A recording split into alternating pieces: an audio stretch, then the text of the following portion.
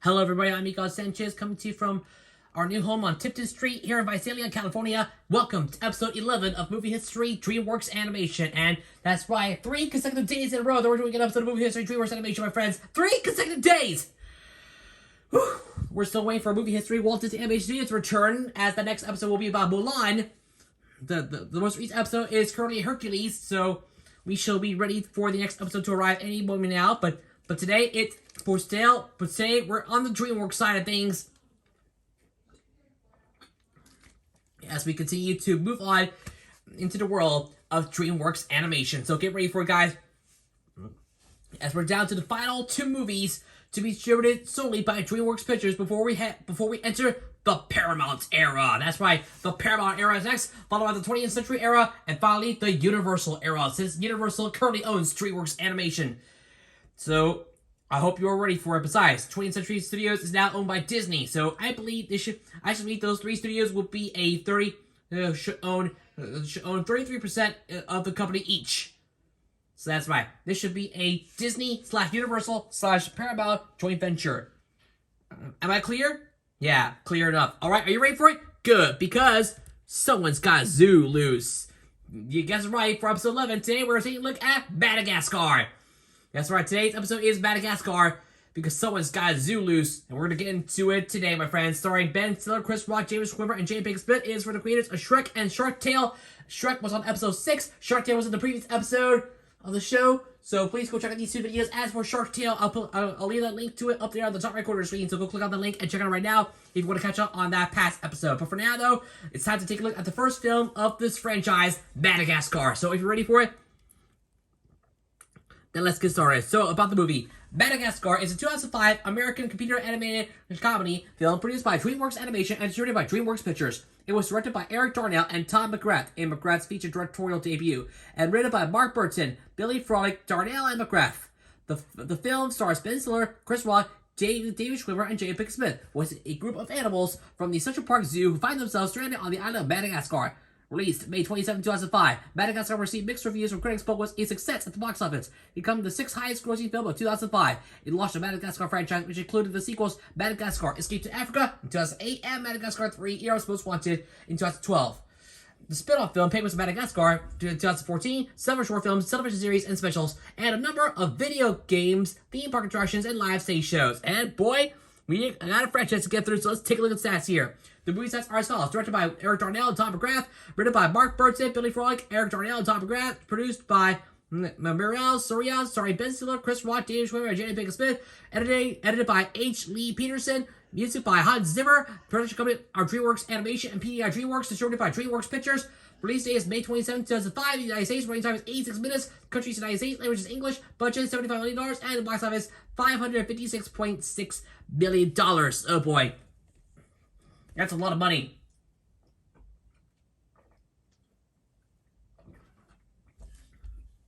But you get the point. It's going to be a whole lot of fun. Alright, let's get to the plot of the film. Here I go. At the Central Park Zoo, Marty the zebra celebrates his 10th birthday, but has grown and bored with his daily routine and longs to experience the wild. Marty's best friend is Alex the lion, who enjoys showing off for the public his celebrity status as the King of New York. Alex attempts to cheer Marty up, but Marty, still unsatisfied, learns that the zoo's penguins, Skipper, Kowalski, Rico, and Private, are trying to escape and follows them out. Alex, Melba the giraffe, and Gloria the hippopotamus pursue Marty and attempt to convince him to return. The 4, along with the penguins and 2 chimpanzees named Mason and Phil, converge at Grand Central Station, where the authorities sedate them using tranquilizer guns. Under pressure from anti-captivity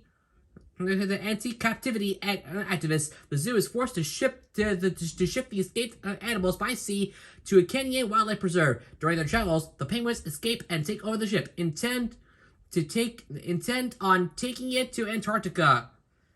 Boy, this is no good. Their antics on the bridge causes the crates to continue Alex, Marty, Melman, and Gloria to fall overboard and wash ashore on Madagascar. The animals come across a park of lemurs led by King Julian the 13th.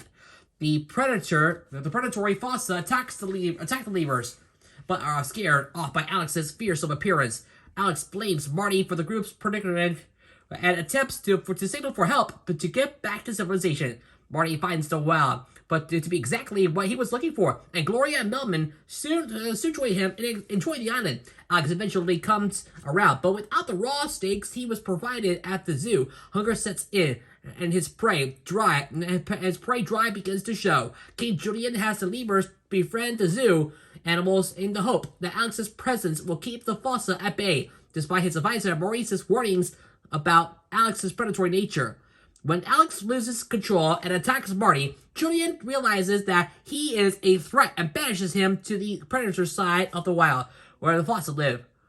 See what he has happened to Alex and how dangerous the wild can be, Marty begins to regret his decision to leave the zoo. Boy.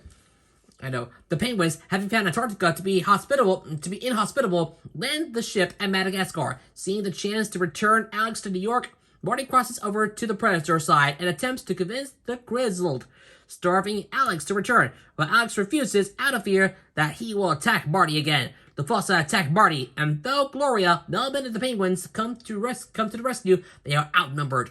Alex overcomes his predatory instincts, rescues his friends, and scares the fossa away from the lemur territory forever. The lemurs regain their respect for Alex, and the penguins satisfy his hunger by feeding him sushi. As the lemurs throw a farewell celebration for the foursome, the penguins decide not to break the news that the ship has run out of fuel, thus leaving them stranded on the island. Okay.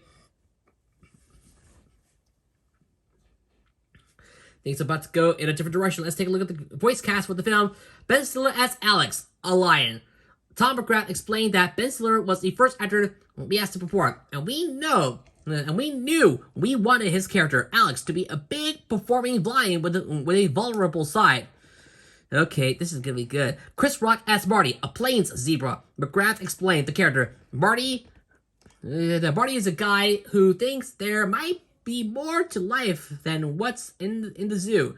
We wanted his character to be energetic, so we listened to Chris Rock.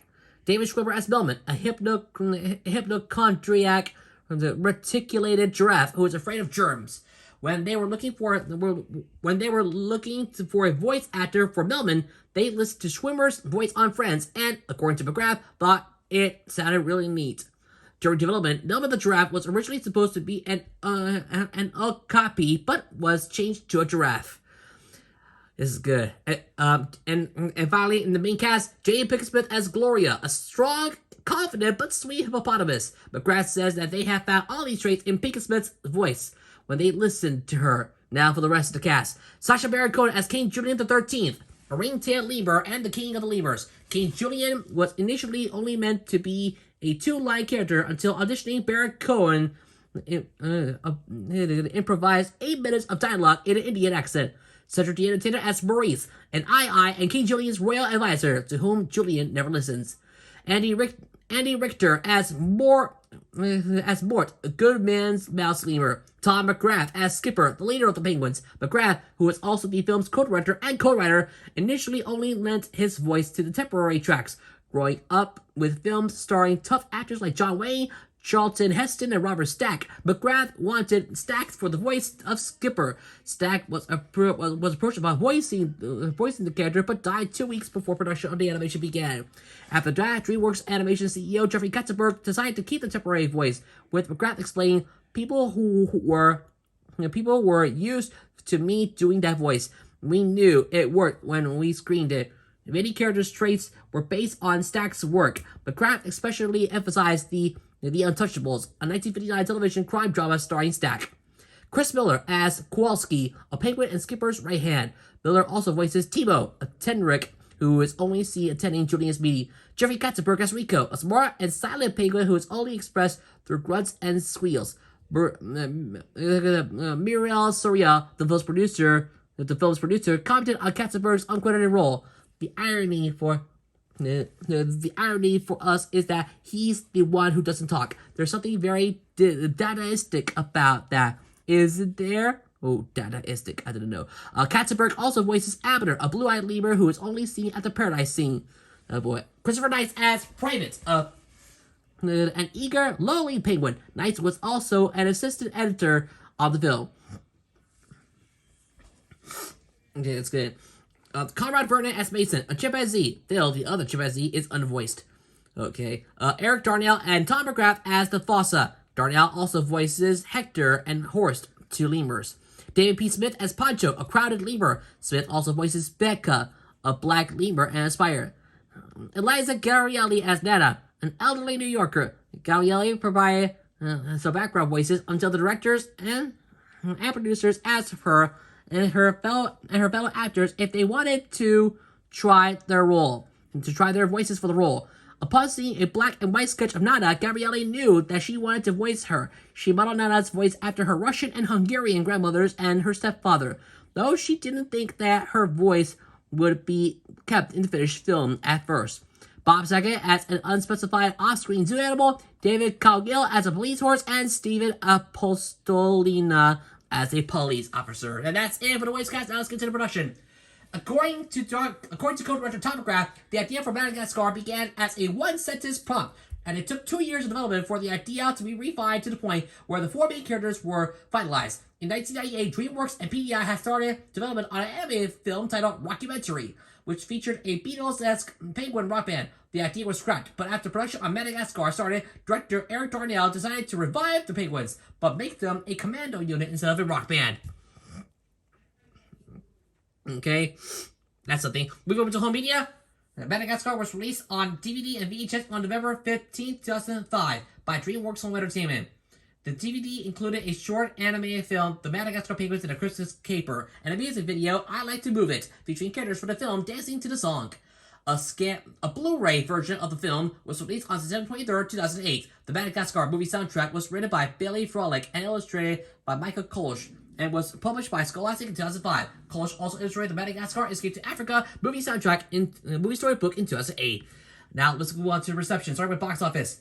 The film was a commercial success. On its opening weekend, the film grossed $47,224,594 with $11,431 average from 4,131 theaters, making it the number 3 movie of that weekend behind Star Wars Episode 3, Revenge of the Sith, and The Longest Yard. However, the film managed to claim the top position in the U.S. box office the following week with a gross of $28,110,235. In the United States, the film eventually grossed $193,595,521, and in foreign areas grossed $362,964,045, with a summative worldwide gross of $556,559,566. That's a lot of money, my friends.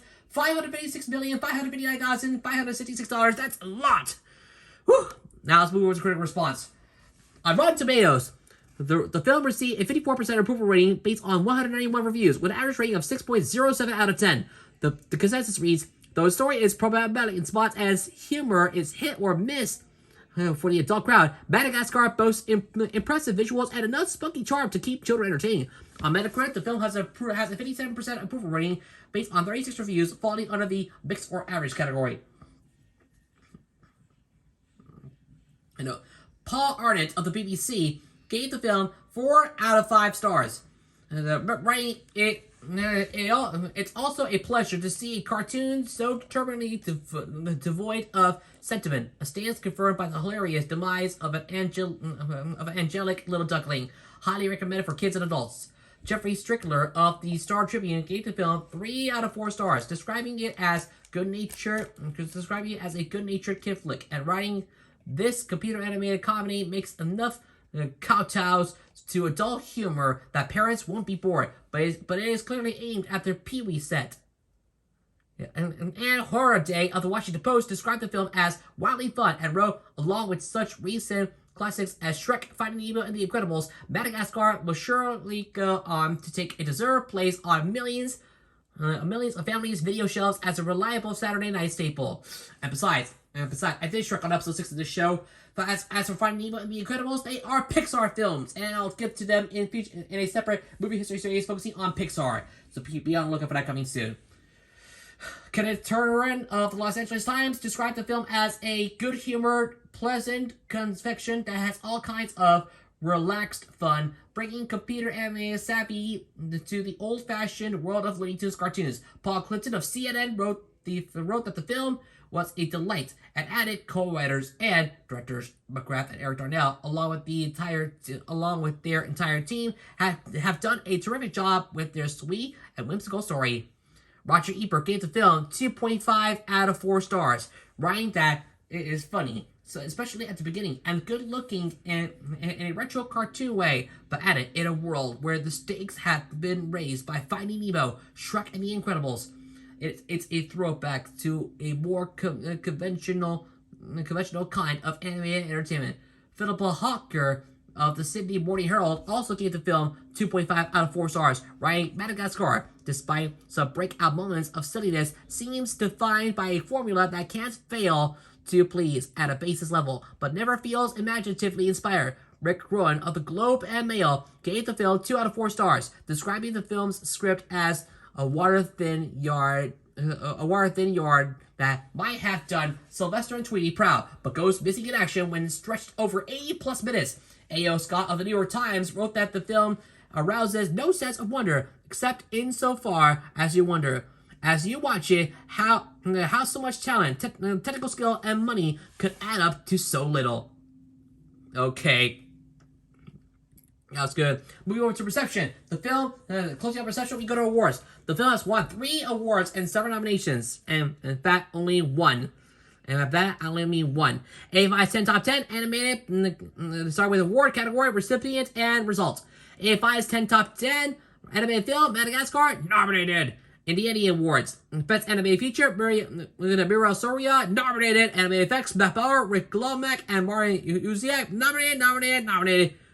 Too bad. Character design in a animated feature production, Craig Kelman, nominated. Music in an animated feature production, Hans Zimmer, nominated. Production design in an animated feature production, Yoriko Ito, nominated.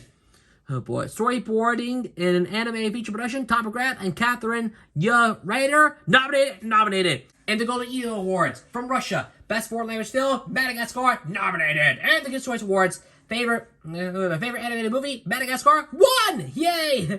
That was a lot of fun. It was great. Moving over to music. Madagascar is the soundtrack to the 2005 DreamWorks film with the same name. It was released by Geffen Records on May 24, 2005. A particular critical note was the cover of I Like to Move It by Sacha Baron Cohen, which has since become a recurring theme song throughout the Madagascar franchise.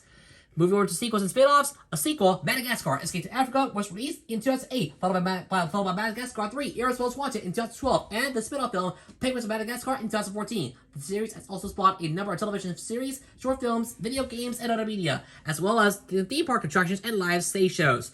In television series, the animated television series entitled Madagascar, A Little While was aired, streaming on Hulu and Peacock in 2020. However, on Wikipedia, it only says streaming on Peacock, so yeah, that's all I gotta say. And finally, for spin-off series, a spin-off series entitled The Penguins of Madagascar premiered on Nickelodeon in 2008, although it is now owned by Paramount Global, and another spin-off series entitled All Hail King Julian premiered on Netflix in 2014. So, yeah, that's it, guys. That's it for Madagascar. Woo! Final answer rating for this movie.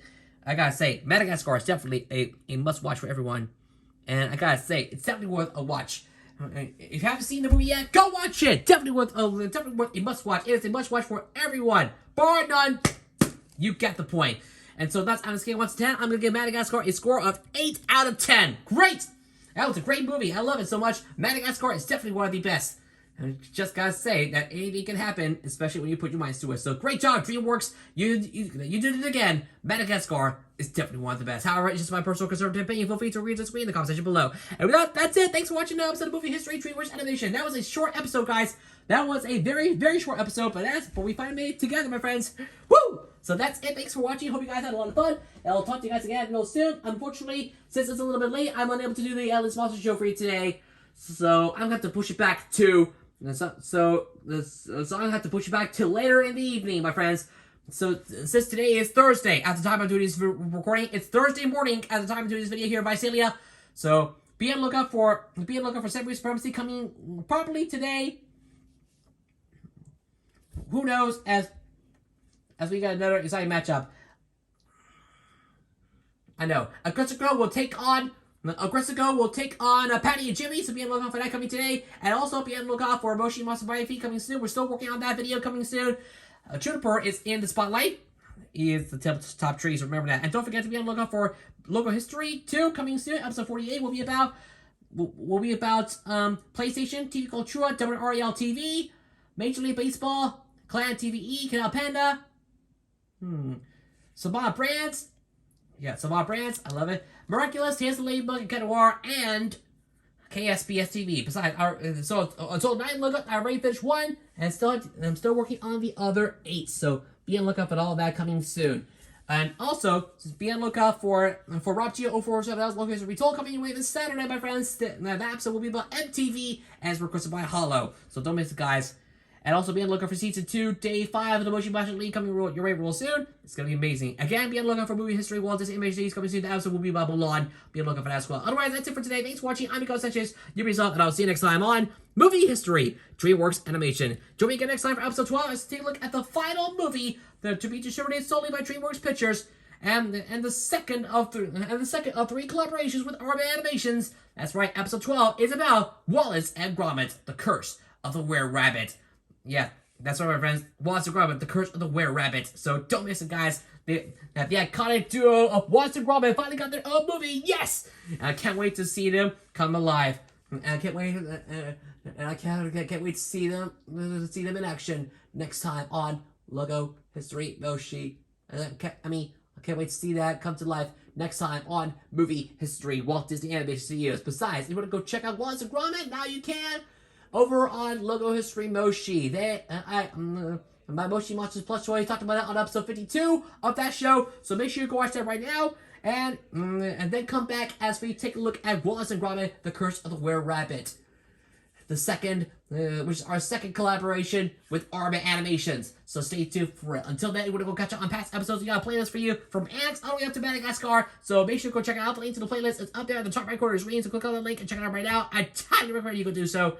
Definitely go check it out. For now, though, I got to end right here. Thanks for watching, and I'll see you again. Real soon for episode 12 of Movie History, DreamWorks Animation, as we do our second collab with Arma Animations. This time, it's Wallace and Gromit, The Curse of the Were-Rabbit. So until then, please remember to leave a like, share this video with your friends, leave a comment down below, and don't forget to subscribe to my channel. Also, turn on notifications to never miss a video. Please subscribe to notifications on to miss a video for me as we're on the road to 1,700 subscribers. Thank you all for watching, and I can't wait to see you all again real soon with another exciting episode of Movie History, DreamWorks Animation. That's right, the final movie to be distributed solely by DreamWorks Pictures before we enter the Paramount era next time. So stay tuned for it, guys. Otherwise, that's it for today. Thanks for watching. I'm Miko Sanchez for Movie History, DreamWorks Animation. Like, favorite, subscribe. From here, if I say yeah, thanks again for watching, and I'll see you guys in another video. Laters!